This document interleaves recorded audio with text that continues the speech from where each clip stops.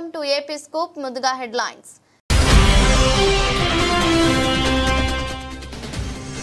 Iran ఇజ్రాయెల్కు Trump హెచ్చరిక. కాల్పుల విరమణ అమలులోకి వచ్చిందని ప్రకటన.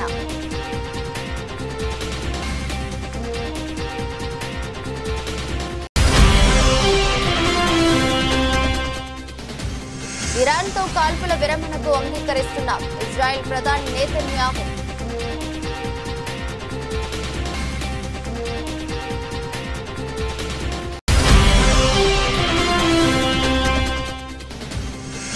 చెన్నైలో డ్రగ్స్ కేసులో ప్రముఖ నటుడు శ్రీరామ్ అరెస్ట్. శ్రీరామ్ నుంచి కోకైన్ స్వాధీనం చేసుకున్న పోలీసులు.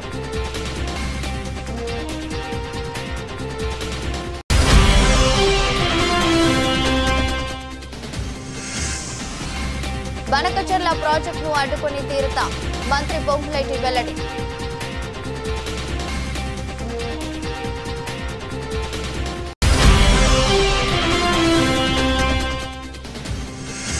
కొన్ని రోజులుగా పెరుగుతున్న రేట్లకు నేడు బ్రేక్. 22 క్యారెట్ల 10 గ్రాముల బంగారంపై 750 రూపాయలు తగ్గుదల.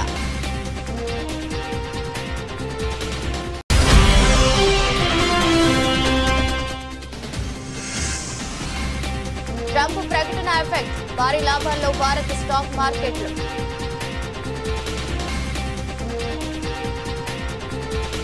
మధ్యప్రాచ్యంలో తీవ్ర ఉద్రిక్తతలకు దారితీసిన ఇజ్రాయెల్, ఇరాన్ మధ్య కాల్పుల విరమణ ఒప్పందం ఈ రోజు నుంచి అమల్లోకి వచ్చిందని అమెరికా అధ్యక్షుడు డొనాల్డ్ ట్రంప్ ప్రకటించారు. గత కొద్ది గంటలుగా ఇరాన్ పలు దఫాలుగా ఇజ్రాయెల్ భూభాగాలపై క్షిపణులతో దాడులు చేసిన నేపథ్యంలో ఈ ఒప్పందాన్ని ఉల్లంఘించవద్దని ట్రంప్ ఇరు దేశాలను హెచ్చరించారు. కాల్పుల విరమణ ఇప్పుడు అమల్లో ఉంది, దయచేసి దీన్ని ఉల్లంఘించవద్దని ట్రంప్ సోషల్ మీడియాలో పోస్ట్ చేశారు. 12 రోజుల పాటు సాగిన యుద్ధానికి ముగింపు పలికేందుకు పూర్తిస్థాయి కాల్పుల విరమణకు ట్రంప్ పిలుపునిచ్చిన విషయం తెలిసిందే.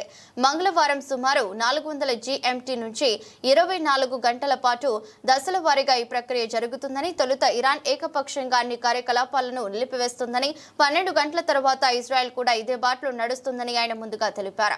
ఇజ్రాయెల్ ఆక్రమిత భూభాగాలపై 5 దఫాలుగా క్షిపణి దాడులు జరిపిన అనంతరం ఇజ్రాయెల్తో కాల్పుల విరమణ అమల్లోకి వచ్చినట్లు ఇరాన్ ప్రభుత్వ మీడియా కూడా వెల్లడించింది. ఈ దాడుల్లో దక్షిణ ఇజ్రాయెల్లో కనీసం 7 మరణించినట్లు సమాచారం. కాల్పుల విరమణ అమల్లోకి రావడానికి ముందు టెహ్రాన్ చివరి రౌండ్ క్షిపణులను ప్రయోగించిందని ఇరాన్ కు చెందిన SNN న్యూస్ ఏజెన్సీ పేర్కొంది. క్షిపణి దాడులు ముగియడంతో ప్రజలు షెల్టర్ల సమీప ప్రాంతాల నుంచి బయటకు రావచ్చని ఇజ్రాయెల్ సైన్యం ప్రకటించింది. పరిస్థితిని అంచనా వేసిన తర్వాత దేశవ్యాప్తంగా రక్షిత ప్రదేశాల సమీపంలో ఉండాలన్న నిబంధనను హోం ఫ్రంట్ కమాండ్ ఎత్తివేసిందని సైన్యం ఒక ప్రకటనలో తెలిపింది. ఇజ్రాయెల్ ప్రధానమంత్రి బెంజమిన్ నెతన్యాహుతో ఫోన్లో జరిపిన చర్చల ద్వారా ట్రంప్ ఈ కాల్పుల విరమణ ఒప్పందాన్ని కుదిర్చారని, ఇరాన్ ఇకపై దాడులు చేయనంత కాలం ఇజ్రాయెల్ దీనికి అంగీకరించిందని వైట్ హౌస్ సీనియర్ అధికారి ఒకరు రాయిటర్స్ వార్తా సంస్థకు తెలిపారు. ఇరాన్ కూడా కాల్పుల విరమణకు అంగీకరించినట్లు ధృవీకరించింది. అయితే ఇజ్రాయెల్ దాడులు ఆపితేనే తాము కూడా నిలిపివేస్తామని ఇరాన్ విదేశాంగ మంత్రి స్పష్టం చేశారు. ఇరాన్తో ద్వైపాక్షిక కాల్పుల విరమణ ఒప్పందాన్ని అంగీకరిస్తున్నట్లు ఇజ్రాయెల్ ప్రధాని బెంజమిన్ నెతన్యాహు తెలిపారు. ఒకవేళ ఎటువంటి అతిక్రమణ జరిగినా అప్పుడు తీవ్ర స్థాయిలో విరుచుకుపడుతామన్నారు. గత 12 రోజులుగా ఇజ్రాయెల్, ఇరాన్ మధ్య భీకర వైమానిక దాడులు జరిగిన విషయం తెలిసిందే. ఇరాన్లో ఉన్న న్యూక్లియర్ సైట్లపై అమెరికా దాడి చేసిన తర్వాత ఇరు దేశాల మధ్య కాల్పుల విరమణ డీల్ కుదిరినట్లు అమెరికా అధ్యక్షుడు ట్రంప్ ప్రకటించారు. అయితే అమెరికా చేసిన ప్రతిపాదనను అంగీకరిస్తున్నట్లు ఇజ్రాయెల్ పేర్కొంది. ఇజ్రాయెల్ ప్రధాని కార్యాలయం దీనిపై ప్రకటన చేసింది.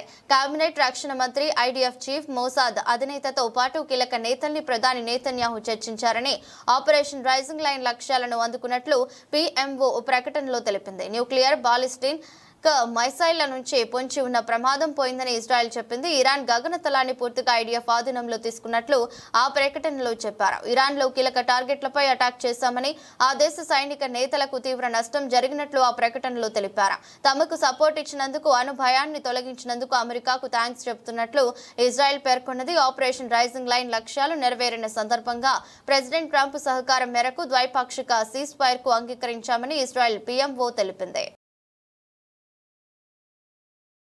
చెన్నైలో వెలుగు చూసిన డ్రగ్స్ కేసులో తెలుగు తమిళ చిత్ర పరిశ్రమలో సుపరిచితుడైన హీరో శ్రీరామ్ అరెస్టు కావడం తీవ్ర కలకలం రేపుతోంది.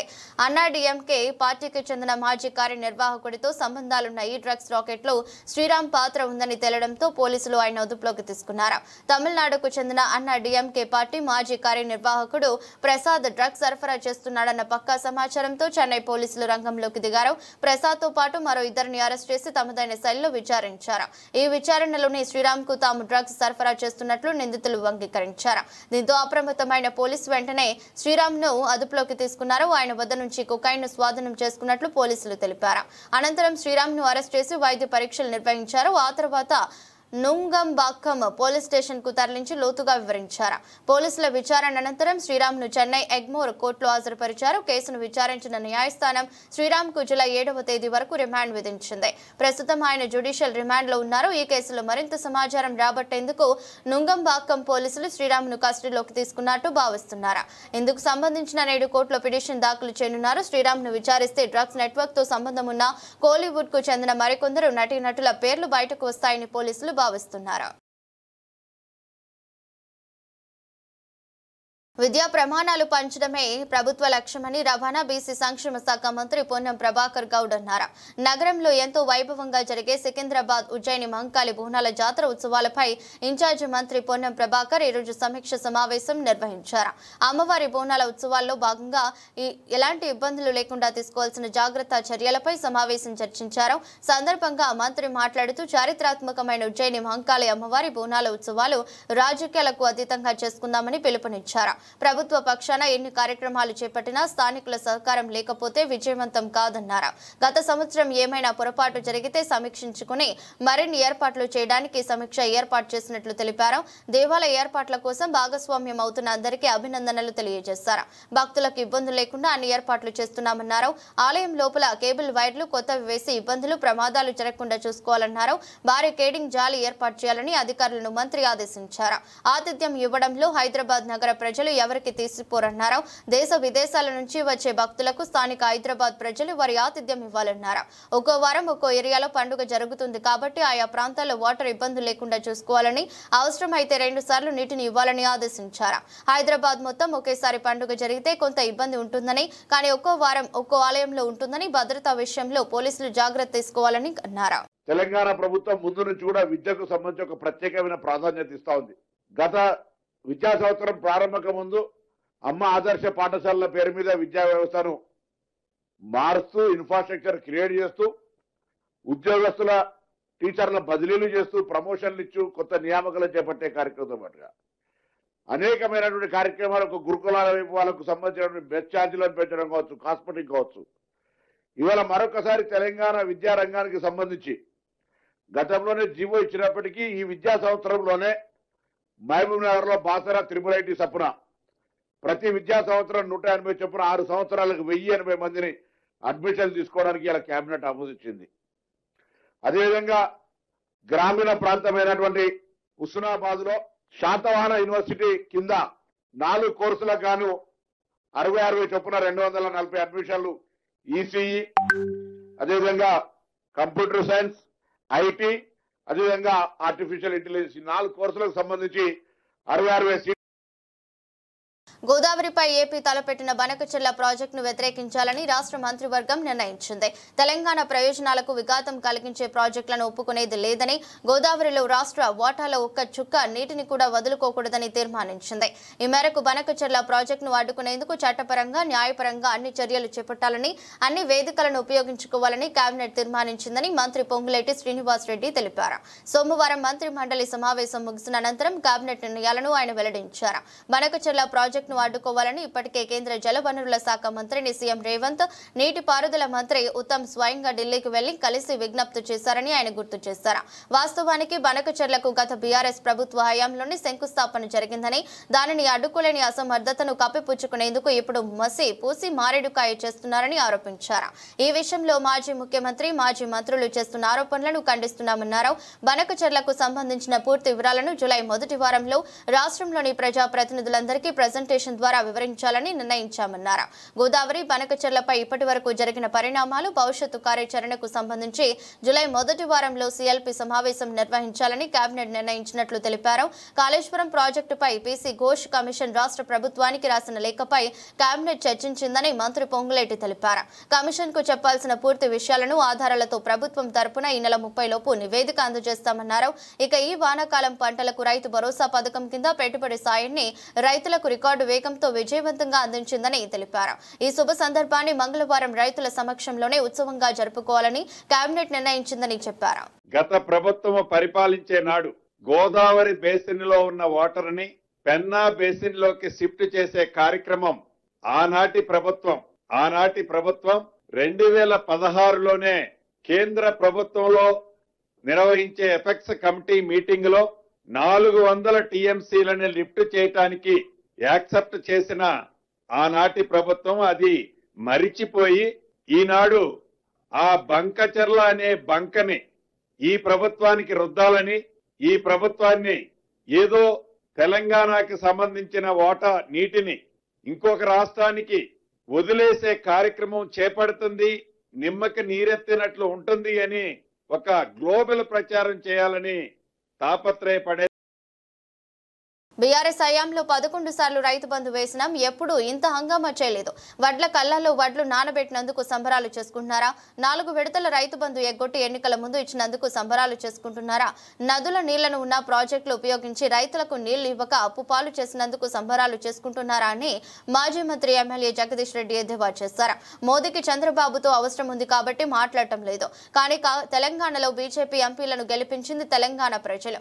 మరి తెలంగాణ ఎంపీలు ఎందుకు మాట్లాడటం లేదు? నీరు సముద్రంలో కలుస్తుంది అనేది పెద్ద కుట్ర. చంద్రబాబు అలా ప్రచారం చేసి తెలంగాణ ప్రజలను మాయలో పడేసి తాను బయటపడాలని అనుకుంటున్నాడు. గోదావరి కావేరి నదులను లింక్ చేస్తామని చంద్రబాబు మాయమాటలు చెప్తున్నాడు. కేంద్రంలో అధికారంలో ఉన్నప్పటికీ ఛత్తీస్గఢ్ ప్రభుత్వం గోదావరి కావేరి నదుల లింక్ ను వ్యతిరేకించింది. గోదావరి కావేరి లింక్ లేదని గతంలో ఎల్డబ్ల్యూడీ స్పష్టం చేసింది. ఇప్పుడు చంద్రబాబు మళ్లీ గోదావరి కావేరి లింక్ అంశం తెరపైకి తెచ్చి కుట్ర చేస్తున్నారు. ఒక వర్గం మీడియా పథకం ప్రకారం ఇది తెలంగాణ రాజకీయ పార్టీల మధ్య పంచాయతీలాగా చూపించే ప్రయత్నం చేస్తుంది. కేవలం తెలంగాణ రాజకీయ పార్టీ వాళ్ళను పిలిచి మీరు ఏం చేశారు అంటే మీరు ఏం చేశారని చర్చలు పెట్టి నీటిని వాళ్ళు వేసుకుపోవడానికి కావాల్సిన వాతావరణం కల్పించే ప్రయత్నం చేస్తున్నారు. ఇది బజారు పంచాయతీ కాదు, బతుకుదెరువు పంచాయతీ. ఇది ఏదో కేవలం తెలంగాణలో బీఆర్ఎస్ బీజేపీ కాంగ్రెస్ పంచాయతీలాగా చూపిస్తున్నారు. మీరు తన్నుకుంటే మేము నీళ్లు వేసుకుపోతామన్నట్లు వ్యవహరిస్తున్నారని జగదీష్ రెడ్డి మండిపడ్డారు. ఏదైతే గోదావరి కావేరీ లింక్ అని మాట్లాడుతున్నారో ఇవాళ చంద్రబాబు నాయుడు గారు, ఇది పెద్ద మోసము. వాస్తవానికి ఎన్డబ్ల్యూడీఏ గతంలోనే ఏదైతే ఛత్తీస్గఢ్ ఒక 150 టీఎంసీల నీళ్లు వాడుకోవడం లేదో గోదావరిలో, ఈ నీళ్లను కావేరీకి తీసుకుపోతాం అని చెప్పి ప్రతిపాదన పెట్టిందో, ఆ తర్వాత ఛత్తీస్గఢ్ ప్రభుత్వం కూడా మేల్కొని వెంటనే మా 150 టీఎంసీలు మేము వాడుకుంటున్నాం, ఇగో మేము ఇవి ప్రాజెక్టులు కడుతున్నామని చెప్పి ప్రతిపాదనలు పెట్టి చుక్క కూడా ఇక్కడ నీళ్లు లేవు, దీని మీద ఆధారపడి మీరు ఏదో గోదావరి కావేరీ కలుపుతుంటే మేము ఒప్పుకోము అని చెప్పి చాలా స్పష్టంగా చెప్పింది. ఇక దాని తర్వాత గోదావరి కావేరీ లింక్ చర్చనే లేదు, అది ముగిసిన అధ్యాయము.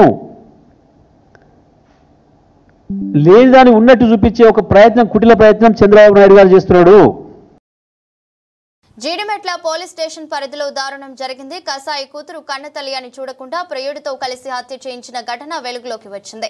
ఎల్బీ నగర్ లో నివాసం ఉండే సట్ల అంజలిని తన ప్రియుడితో కలిసి గొంతు నులిమి తలపై కొట్టి కుమార్తె హత్య చేసింది.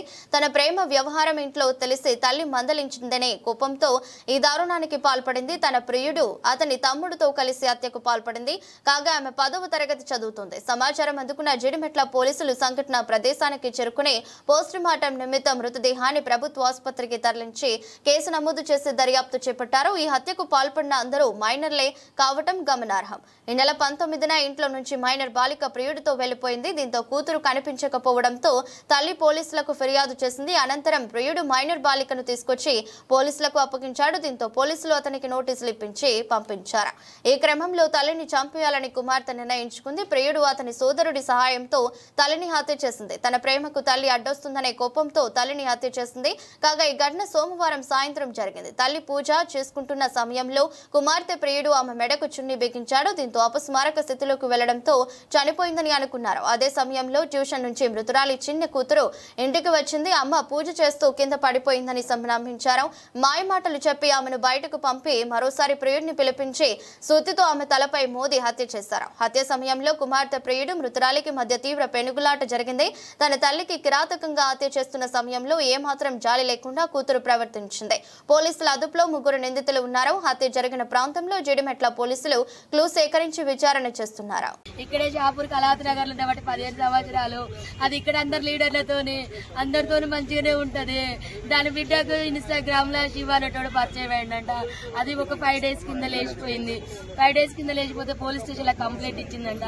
పోలీస్ స్టేషన్ లో కంప్లైంట్ ఇస్తే సార్ వాళ్ళు వెళ్ళి అబ్బాయిని తీసుకొచ్చి అమ్మాయిని తీసుకొచ్చిల్లంట. నా బిడ్డ 3 రోజుల నుంచి వాడింట్లో ఉంది. నా బిడ్డకి ఏమన్నా అయింది ఒకసారి టెస్ట్ చేయండి సార్ అంటే కోర్టు తీర్పు వస్తుంది, ఇవాళ చెక్ చేపిద్దామని చెప్పి సార్ మంగళవారం పెడదామని సిఐ గారు అన్నారంట. అక్కడ నుంచి దాన్ని ఇంటికి తీసుకొని వచ్చింది. మరి వాళ్ళని ఎట్లా ఇచ్చిపెట్టిలో నాకు తెలియదు సార్. వాళ్ళ లోపలనే ఉండే, వాడు ఎట్లా బయటకు వచ్చిందో తెలియదు. మా అమ్మ ఇంట్లో పూజ చేస్తాను రమ్మని బిడ్డ పిలిచిందంట. వెనకాలకెళ్ళి చెల్లె పూజ చేస్తాండి. వెనకాలకెళ్ళి తన చున్ని తీసుకొచ్చే వెనకాలకెళ్ళి వేసి బుద్ధి చంపేసింది సార్. చంపిన తర్వాత నా చెల్లె చావలేదంట. కొనుపుతో కొట్టుకుంటా అంటే మళ్ళీ పిలిచిందంట. వాడు పోయిన తర్వాత రా మా అమ్మ చచ్చిపోలేదు, చంపేసినాక మనం ఇద్దరు వెళ్ళిపోదాం రమ్మంటే వాడు మళ్ళీ వచ్చి సుత్తే కొట్టే సుత్తతోని కంతలు ముక్కులు కొట్టి ఇవన్నీ గట్టిగా బిసికేసి ఇట్లా ఊరేసి కడుపులంతా గుద్ది చంపేసి సార్. కూటమి ప్రభుత్వం ఏర్పడి విజయవంతంగా ఏడాది పాలన పూర్తి చేసుకుందని ఆంధ్రప్రదేశ్ ఉప ముఖ్యమంత్రి పవన్ కళ్యాణ్ తెలిపారు. రాష్ట్ర శ్రేయస్సే తన ప్రథమ ప్రాధాన్యమని 2019లో అధికారంలోకి వచ్చిన గత ప్రభుత్వం విధ్వంసకర పాలన సాగించిందని ఆయన విమర్శించారు. కూటమి ప్రభుత్వం ఏడాది పాలన పూర్తి చేసుకున్న సందర్భంగా ఏర్పాటు చేసిన సుపరిపాలనలో తొలి అడుగు అనే కార్యక్రమంలో ఆయన ప్రసంగించారు. గత వైసీపీ ప్రభుత్వ హయాంలో ప్రజలు అనేక కష్ట నష్టాలకు గురయ్యారని పవన్ ఆవేదన వ్యక్తం చేశారు. ఆ సమయంలో అధికారులు కూడా భయంతో విధులు నిర్వర్తించాల్సి వచ్చిందని, చివరికి నాటి ప్రతిపక్ష నేత చంద్రబాబును సైతం పలు రకాలుగా వేధించారని గుర్తు చేశారు. వైసీపీ పాలన చూసిన తర్వాత ఆంధ్రప్రదేశ్ కు అసలు భవిష్యత్తు ఉంటుందా అనే సందేహం కలిగింది. ఒకవేళ కూటమి ప్రభుత్వం అధికారంలోకి రాకపోయి ఉంటే రాష్ట్ర పరిస్థితి ఏమై ఉండేదో ఊహించడానికే భయంగా ఉంది. మాతో పాటు మా కుటుంబ సభ్యులను కూడా తీవ్ర ఇబ్బందులకు గురి చేశారు అని పవన్ కళ్యాణ్ అన్నారు. ప్రజలకు సుపరిపాలన అందించాలనే ఏకైక లక్ష్యంతో తామందరం కూటమిగా ఏర్పడి ముందుకు వచ్చామని ఆయన స్పష్టం చేశారు. తమ పోరాటాన్ని ప్రజలు గుర్తించి ఎన్నికల్లో అఖండ మెజారిటీతో ఆశీర్వదించారని తెలిపారు. ప్రధాని మోదీ రాష్ట్రానికి అన్ని విధాల అండగా నిలుస్తున్నారని, ముఖ్యమంత్రి చంద్రబాబు కుప్పకూలిన రాష్ట్ర ఆర్థిక వ్యవస్థను తిరిగి గాడిలో పెట్టేందుకు అహర్నిశలు శ్రమిస్తున్నారని పవన్ కొనియాడారు. ఈ ఏడాది కాలంలోనే రాష్ట్రానికి 4 లక్షల కోట్ల విలువైన పెట్టుబడులను ఆకర్షించగలిగాం. గత వైసీపీ ప్రభుత్వం ఎస్సీ ఎస్టీ సబ్ ప్లాన్ నిధులను పక్కదారి పట్టించింది. మేము గ్రామ పంచాయతీలకు కేటాయించే నిధులను గణనీయంగా పెంచాం. పల్లె పండుగ కార్యక్రమం ద్వారా గ్రామీణ రహదారుల అభివృద్ధికి బాటలు వేశామని ఆయన వివరించారు. ముఖ్యంగా లా అండ్ ఆర్డర్ కి సంబంధించి మటుకు కరప్షన్ లేని విధానాలతోటి ముందుకెళ్లాలని మనస్ఫూర్తిగా కోరుకుంటా ఉన్నాం. అలాగే ఏ విధమైన ఇబ్బందులు కలిగించినా చాలా మందికి ఒక ఆలోచన ఉండొచ్చు, మళ్ళీ ఆ ప్రభుత్వం వస్తే ఏమవుతుంది, ఆ ప్రభుత్వం రావట్లేదు. ఇది ఎందుకు చెప్తున్నానంటే, ఇది I want to give you confidence, I want to empower you. ఎందుకంటే మేమందరం ఇంక సహించడానికి సిద్ధంగా లేవు. ఇక్కడ ఈ కూటమి ప్రభుత్వం తక్కువ మేము మాట్లాడుకుంది 15 నుంచి 20 ఏళ్ళు ఉండాలి. ఎందుకు అనుకున్నామంటే ఆంధ్రప్రదేశ్ వికసిత్ ఆంధ్రప్రదేశ్ గా ఉండాలి, వికసిత్ భారత్ లో భాగంగా ఉండాలి. అంటే ఈ ఐక్యత చెడగొట్టే పరిస్థితుల్లో నేను లేను, ఎవరు కూడా లేవు. అలాగే ఇది గత ప్రభుత్వ పాలకులు కూడా ఇది గుర్తు. కూటమి ప్రభుత్వం ఏర్పడి ఏడాది పూర్తయిన సందర్భంగా సోమవారం అమరావతి సచివాలయం సమీపంలో రాష్ట్ర ప్రభుత్వం నిర్వహించిన సుపరిపాలన తొలి అడుగు కార్యక్రమంలో ముఖ్యమంత్రి చంద్రబాబు ప్రసంగించారు. ఈ సందర్భంగా తెలంగాణ ప్రభుత్వం అభ్యంతరం చెబుతున్న బనకచెర్ల ప్రాజెక్టు ప్రస్తావన తెచ్చారు. ఈ ప్రాజెక్టుతో ఎవరికి ఇబ్బంది లేదని అన్నారు. గోదావరి బనకచెర్ల ప్రాజెక్టుతో తెలంగాణకు ఇబ్బంది ఉండదు. తెలుగు రాష్ట్రాలు బాగుపడాలంటే గోదావరి నీళ్లను 2 రాష్ట్రాలు వాడుకోవాలి. 3000 టీఎంసీలు నీళ్లు వృధాగా సముద్రంలోకి పోతున్నాయి. ఇందులో కొంత మొత్తం వాడుకున్న వాడుకున్నా తెలుగు రాష్ట్రాలకు ఉపయోగకరంగా ఉంటుందని స్పష్టం చేశారు. ఇక రాష్ట్రంలో నిజమైన అభివృద్ధి రాజకీయ పాలనతోనే సాధ్యమవుతుందని చంద్రబాబు స్పష్టం చేశారు. ఇందుకోసం అధికారులు, ప్రజాప్రతినిధులు సమన్వయంతో ఒక కుటుంబంలో కలిసి పనిచేయాలని ఆయన పిలుపునిచ్చారు. యోగా దినోత్సవ స్ఫూర్తితో ఆరోగ్యకరమైన, సంపన్నమైన, సంతోషకరమైన ఆంధ్రప్రదేశ్ నిర్మిద్దామని 2029-2047 సంవత్సరాలను ఉమ్మడి లక్ష్యాలుగా నిర్మించేందుకు సూచించారు. ప్రజలు తమపై ఉంచిన నమ్మకంతోనే కూటమి ప్రభుత్వం 94% స్ట్రైక్ రేట్తో విజయం సాధించిందని చంద్రబాబు అన్నారు. వారి ఆకాంక్షలను నెరవేర్చాల్సిన బాధ్యత ప్రభుత్వం, ప్రజాప్రతినిధులపై ఉందని గుర్తు చేశారు. డబుల్ ఇంజిన్ సర్కార్ ఉంటే అభివృద్ధి ఎలా ఉంటుందో చేసి చూపిస్తున్నాం. కేంద్రం సహకారం లేకుంటే ఊపిరి కూడా పీల్చుకోలేని పరిస్థితి ఉండేది. విధ్వంసం నుంచి రాష్ట్రాన్ని కాపాడుతామని, పునర్నిర్మిస్తామని ఎన్నికల ముందు ప్రజలకు మాటిచ్చాం. ఏడాదిలోనే అన్ని చేశామని మేము చెప్పడం లేదు, కానీ ఊహించిన దానికంటే ఎక్కువ చేశామని ముఖ్యమంత్రి వివరించారు. తాను క్లిష్టమైన సమయంలో 4సారి ముఖ్యమంత్రిగా బాధ్యతలు చేపట్టానని, గతంలో 1995, 2014లలో కూడా ఆర్థిక సవాళ్లను అధిగమించి రాష్ట్రాన్ని అభివృద్ధి పదంలో నడిపించానని గుర్తు చేశారు. గోదావరి నీళ్లు వాడుకునే అవకాశం ఇద్దరికీ ఉంది, ఇద్దరు వాడుకునే అవకాశం ఉంది. 100 సంవత్సరాల చరిత్ర చూస్తే 3000 టీఎంసీ నీళ్లు సముద్రంలోకి పోతున్నాయి. 2 రాష్ట్ర ప్రభుత్వాలు వాడుకున్నా ఒక 200 టీఎంసీ ఇక్కడ వాడినా, అక్కడ ఒక 200 టీఎంసీ వాడినా దానికంటే ఎక్కువ వాడుకునే అవకాశాలు లేవు. ఆ విషయమే నేను చెప్పాను. దానిపైన వర్కౌట్ చేస్తున్నామని చెప్పి కూడా నేను మీకు తెలియజేస్తున్నా. పోలవరం బనకచెర్ల రాష్ట్రానికి, రాయలసీమకు గేమ్ చేంజర్గా అవుతుంది. గోదావరిలో నీళ్లున్నాయి. మొన్న కూడా నేను ఒక మాట చెప్పాను, అటు తెలంగాణ వాడుకోవాలంటే వాళ్ళు కూడా వాడుకోవచ్చు, ఆంధ్రప్రదేశ్ మనం వాడుకుంటాం, ఎవ్వరికి ఇబ్బంది లేదు. కాబట్టి వాళ్ళని ఆత్మశుద్ధులని యాచార మాదియలు, పాండా శుద్ధులని పాకమేళ అన్నట్టుంది కాంగ్రెస్ పరిస్థితి. గొల్ల కుర్మలు, గొర్రెలతో మంత్రి వర్గంలో చోటు కల్పించాలని గాంధీ భవన్ ముందు ఆందోళన చేశారని మాజీ మంత్రి హరీష్ రావు ఎద్దేవా చేశారు. సన్నాలకు బోనస్ బంద్, ఇంద్రమ్మ జాతీయ భరోసా బంద్, రాజీవ్ యువ వికాసం అమలు కాకముందే బంద్, ఇలా చెప్పుకుంటూ పోతే కాంగ్రెస్ పాలనలో అన్ని బంద్ పెట్టారని దుయ్యబట్టారు. బీఆర్ఎస్ సర్కార్ అమలు చేసిన పథకాలను కాంగ్రెస్ ప్రభుత్వం అటకెక్కించిందని సోమవారం ఎక్స్ వేదికగా విమర్శించారు. ప్రజలను నమ్మించడం, నయవంచన చేయడంలో కాంగ్రెస్ పార్టీ బ్రాండ్ అంబాసిడర్ గా నిలిచిందని ధ్వజమెత్తారు.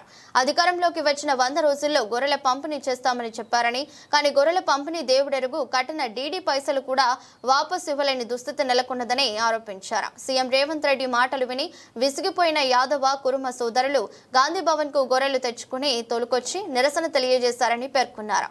అన్ని వర్గాల ప్రజలు ఏకమై గాంధీ భవన్ కు పోటెత్తక ముందే కాంగ్రెస్ సర్కార్ కండ్లు తెరవాలని హితవు పలికారు. చెప్పిన గ్యారంటీలు, ఇచ్చిన హామీలు ఎక్కడైనా అమలు చేయకుంటే ప్రజల నుంచి తిరుగుబాటు తప్పదని హెచ్చరించారు. మేడిగడ్డకు ఒక నీతి, సుంకిసాలకు ఇంకో నీతి అని హరీష్ రావు ఆగ్రహం వ్యక్తం చేశారు. మేడిగడ్డకు చిన్న మరమ్మతులు చేసి గోదావరి నీళ్లను లిఫ్ట్ చేసే అవకాశం ఉన్న బీఆర్ఎస్ ను బద్నాం చేయాలనే సింగిల్ పాయింట్ ఎజెండాతో ముందుకెళ్తున్న కాంగ్రెస్ ప్రభుత్వం సుంకిసాల విషయంలో మాత్రం తమ లోపాలు ఎక్కడ బయటపడతాయోనని గుట్టు చాపుడు కాకుండా రిపేర్లు మొదలు పెట్టిందని పేర్కొన్నారు. సుంకిసాల మీద expert committee enquiry, vigilance commission విచారణ, జ్యుడిషియల్ కమిషన్, ఎన్డీఎస్ఏ రిపోర్టు ఇలాంటివేమీ లేకుండానే గుట్టు చప్పుడు కాకుండా రిపేర్ చేస్తారని విమర్శించారు. కానీ అదే మేడిగడ్డలో 2 పిల్లర్లు కుంగితే అన్ని కమిటీలు ఉంటాయని దుయ్యబట్టారు. ఎన్డీఎస్ఏతో పాటు expert committee, retired engineers association వంటి వివిధ సంస్థలు కుంగిన పిల్లర్లను రిపేర్ చేయాలని అభ్యర్థించిన నిర్మాణ కంపెనీ రిపేర్ చేయడానికి సిద్ధమని చెప్పినా కూడా కేవలం రాజకీయ స్వార్థంతో తెలంగాణ ప్రయోజనాలను పక్కన పెట్టడం కాంగ్రెస్ మార్క్, ప్రజా వ్యతిరేక, ప్రతిపక్ష వేధింపు పాలనకు నిదర్శనమని మండిపడ్డారు. మొత్తం గొల్ల కుర్మలందరూ పోయి గాంధీ భవన్ గొర్రెలు తొలిదట. ఎందుకు 100 రోజుల్లో 2వ విడత గొర్రెలు ఇస్తాను, 500 రోజులు అయింది, మీ సంగతి ఏంటని గొల్ల కుర్మలంతా గాంధీ భవన్ ఉపయోగించినట్టుగా గొర్రెలు కూడా పోయినాయట గాంధీ భవన్. మా యాదవుల మంత్రి పదవి సంగతి ఏంటని అడిగిందట. అంటే ఏది చూసినా అంత ఆగమాగం, సగం సగం ఉన్నది. గ్యాస్ పథకం ప్రారంభించింది. ఇదేమైంది, 3 నెలలే గ్యాస్ సిలిండర్ల సబ్సిడీ పైసలు ఉండకుండా పడతలేవు, బంద్ అయిపోయింది, సబ్సిడీ బంద్ అయిపోయింది. ఇందిరమ్మ ఆత్మీయ భరోసా అన్నారు, అది 10 లక్షల మందికి వేస్తామన్నారు, 1,00,000 మందికి ఒక్కసారి వేసిండు, దాన్ని బంద్ పెట్టింది. అది కూడా అదే. నన్ను నమ్మి ఓట్లేసిన నియోజకవర్గ ప్రజలకు ఎల్లప్పుడూ రుణపడి ఉంటాను అని వరంగల్ శాసనసభ్యులు నాయని రాజేందర్ రెడ్డి అన్నారు. కాపు భవనానికి ప్రారంభోత్సవానికి నన్ను పిలవటం, ఇక్కడ కాపు కుటుంబ సోదరులని సోదరిమణులని కలవటం నిజంగా నా అదృష్టంగా భావిస్తున్నా. ఎలక్షన్స్ ముందు మీ అందరూ కూడా కుటుంబ సమేతంగా సమావేశం ఏర్పాటు చేసుకొని నన్ను భోజనానికి పిలవటం, నా గెలుపులో కూడా మీ అందరి భాగస్వామ్యంలో ఉండటం, అందులో భాగంగానే ఈరోజు నేను ముఖ్యమంత్రి రేవంత్ రెడ్డి గారిని ఎలక్షన్స్ కాగానే ఏ రిప్రజెంటేషన్స్ తయారు చేసినా మొట్టమొదట కొద్ది రోజులుగా ఆకాశమే హద్దుగా పెరుగుతూ వచ్చిన బంగారం ధరలు ఊరటనిచ్చాయి. ₹1,00,000 మార్కును దాటి సామాన్యులకు చుక్కలు చూపించిన పసిడి ధరలు దిగిరావడంతో కొనుగోలుదారులు కొంత ఊపిరి పీల్చుకున్నారు. బంగారం బాటలోనే వెండి ధర కూడా తగ్గుముఖం పట్టడం గమనార్హం. గత వారం రోజులుగా పెరుగుతున్న ధరలు ఎప్పుడు తగ్గుతాయా అని ఎదురు చూస్తున్న పసిడి ప్రియులకు ఇది నిజంగా శుభవార్తే. హైదరాబాద్, విజయవాడ మార్కెట్లలో ఈనాటి ధరల విరువరాలను పరిశీలిస్తే 22 క్యారెట్ల 10 గ్రాముల బంగారం ధర నిన్నటి రేటు 93,300 కాగా దానిపై 750 తగ్గి నేడు 91,550గా నమోదైంది. ఈ తగ్గుదల కొనుగోలుదారులకు కొంత ఉపశమనం కలిగించింది. అదేవిధంగా 24 క్యారెట్ల 10 గ్రాముల బంగారం ధర కూడా గణనీయంగా తగ్గింది. నిన్న 1,690,000 వద్ద ఉన్న 24 క్యారెట్ల పసిడి ధర నేడు 820 తగ్గి 99,870కి చేరింది. దీంతో 1,00,000 మార్కు దాటిన ధర మళ్లీ కాస్త కిందకి వచ్చింది. బంగారంతో పాటు వెండి ధరలోనూ గణనీయమైన తగ్గుదల కనిపించింది. కిలో వెండి ధర నిన్నటితో పోలిస్తే 1000 తగ్గి ప్రస్తుతం 1,19,000 వద్ద కొనసాగుతుంది. అంతర్జాతీయంగా నెలకొన్న సానుకూల పరిణామాలు, ముఖ్యంగా ఇరాన్, ఇజ్రాయెల్ మధ్య అమెరికా అధ్యక్షుడు డొనాల్డ్ ట్రంప్ ప్రకటించిన కాల్పుల విరమణ ఒప్పందంతో దేశీయ స్టాక్ మార్కెట్లు మంగళవారం భారీ లాభాలతో ప్రారంభమయ్యాయి. భౌగోళిక ఉద్రిక్తతలు తగ్గడంతో మదుపరులు కొనుగోళ్లకు మొగ్గు చూపారు. ముఖ్యంగా ఆటో, ఐటీ, ప్రభుత్వ రంగ బ్యాంకులు, ఆర్థిక సేవల రంగాల షేర్లలో ఉదయం నుంచే కొనుగోళ్ల జోరు కనిపించింది. ఉదయం 9:31 గంటల సమయానికి సెన్సెక్స్ 756.5 పాయింట్లు లాభపడి 82,653.33 వద్ద ట్రేడ్ అవుతుండగా నిఫ్టీ 229 పాయింట్ల వృద్ధితో 25,200.90 వద్ద కొనసాగుతుంది. పశ్చిమాసియాలో చోటు చేసుకున్న నాటకీయ పరిణామాలు, ట్రంప్ కాల్పుల విరమణ ప్రకటనతో యుద్ధ మేఘాలు ప్రస్తుతానికి తొలగిపోయినట్లేనని విశ్లేషకులు భావిస్తున్నారు. ఇటీవల నిఫ్టీ, బ్యాంక్ నిఫ్టీ రెండు కొనుగోవడం చేసుకుంటే దిగువ స్థాయిలలో బలమైన కొనుగోళ్ల ఆసక్తి కనిపిస్తుంది. అయితే మార్కెట్లు మరింత పైకి వెళ్లాలంటే నిఫ్టీకి 25,200, బ్యాంక్ నిఫ్టీకి 56,300 కీలక నిరోధక స్థాయిలను దాటడం అవసరమని choice broking technical research analyst Akash Shah పేర్కొన్నారు. ప్రస్తుతం ఆర్థిక స్థిరత, అనిశ్చిత వాతావరణంలో పెట్టుబడిదారులు ఆశాజనకంగా ఉంటూనే కొంత జాగ్రత్త వహించాలని ఆయన సూచించారు. సెన్సెక్స్ ప్యాక్లో Adani Ports, Mahindra and Mahindra, UltraTech Cement, LNT, Titan, SBI, Asian Paints, Bajaj Finance, Bajaj Finserv షేర్లు ప్రధానంగా లాభపడ్డాయి. మరోవైపు ఎన్టీపీసీ, బీఈఎల్, ట్రెంట్ షేర్లు నష్టాల్లో కొనసాగుతున్నాయి. అక్కినేని నాగ చైతన్య తన కెరీర్లో మైలురాయి సినిమాకు సిద్ధమవుతున్నారు. ఆయన 25వ చిత్రానికి సంబంధించిన వార్త ఇప్పుడు నెట్టింట హల్చల్ చేస్తుంది. గతంలో నాగ చైతన్య, సమంత జటంగా మజిలీ వంటి హిట్ చిత్రాన్ని అందించిన దర్శకుడు శివ నిర్వాణ ఈ ప్రతిష్టాత్మక చిత్రానికి దర్శకత్వం వహిస్తున్నారు. టాలీవుడ్ లో అగ్ర నిర్మాణ సంస్థలో ఒకటైన మైత్రి మూవీ మేకర్స్ ఈ చిత్రాన్ని నిర్మిస్తుంది. ప్రస్తుతం ఈ సినిమాకు సంబంధించిన పనులు వేగంగా జరుగుతున్నాయని సమాచారం. నిర్మాణ సంస్థ ఇప్పటికే ఈ ప్రాజెక్టును ముందుకు తీసుకెళ్లే పనుల్లో నిమగ్నమై ఉందని దర్శకుడు శివ ప్రస్తుతం సినిమాకు సంబంధించిన స్క్రిప్ట్ పనుల్లో బిజీగా ఉన్నారని తెలిసిందే. మజిలీ తర్వాత నాగ చైతన్య, శివ నిర్వాణ కలయికలో వస్తున్న సినిమా కావడంతో ప్రేక్షకుల్లో, ఇండస్ట్రీ వర్గాల్లో మంచి అంచనాలు నెలకొన్నాయి. ఈ చిత్రాన్ని హృదయమైన, భావోద్వేగ భరితమైన యాక్షన్ డ్రామాగా తీర్చిదిద్దనున్నారని చిత్ర వర్గాలు చెబుతున్నాయి. అన్ని కార్యక్రమాలు పూర్తి చేసి ఏడాది చివరి నాటికి సినిమా రెగ్యులర్ షూటింగ్ ను ప్రారంభించాలని దర్శక నిర్మాతలు యోచిస్తున్నారు. నాగ చైతన్య కెరీర్ లో 25వ సినిమా కావటం, విజయవంతమైన కాంబినేషన్ పునరావృతం అవుతుండటంతో ఈ ప్రాజెక్ట్ పై సర్వత్రా ఆసక్తి నెలకొంది. త్వరలోనే నటినట్లు ఇతర సాంకేతిక నిపుణుల వివరాలు వెలువడయ్యే అవకాశం ఉంది.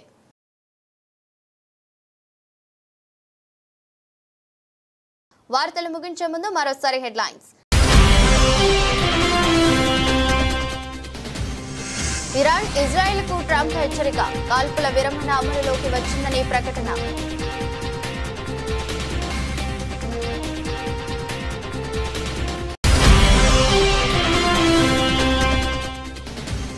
ఇరాన్తో కాల్పుల విరమణకు అంగీకరిస్తున్నాం, ఇజ్రాయెల్ ప్రధాని నెతన్యాహు.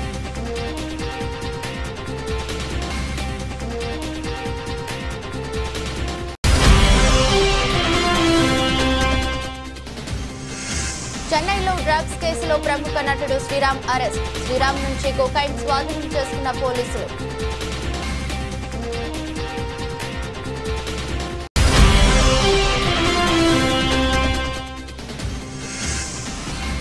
బనకచర్ల ప్రాజెక్టును అడ్డుకొని తీరుతా మంత్రి పొంగులేటి వెల్లడి.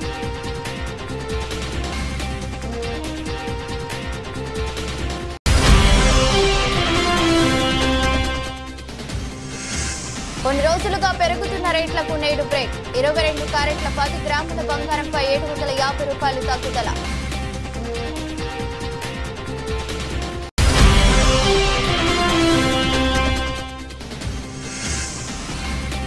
ట్రంప్ ప్రకటన ఎఫెక్ట్. భారీ లాభాల్లో భారత స్టాక్ మార్కెట్లు.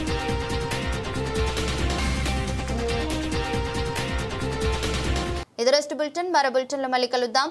అంతవరకు సెలవు. నమస్కారం.